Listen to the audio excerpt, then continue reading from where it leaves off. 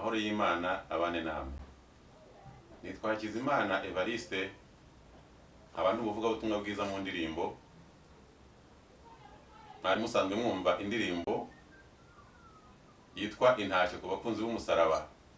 Iyi ikaba ari alubumu ya mbere nabashije gushyira ku mashusho.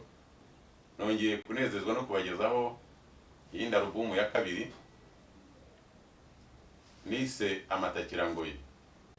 Iryo jambo rishatse kuvuga ngo ntabwo Imana ishaka ko tuyambaza cyangwa tuyisenga ari uko tugeze mu kaga cyangwa duhuye n'ibibazo gusa, ahubwo ishaka ko duhora twiteguye, tukezwa ku gato no ku kanini, mu myambarire, mu mubiri wacu, mu mivugire, mu myitwarire, tugahora dutunganye twiteguye kumva impanda y'Umwami Imana, kugira ngo nivuga tuzazamurwe tujye kubana nayo mu ijuru.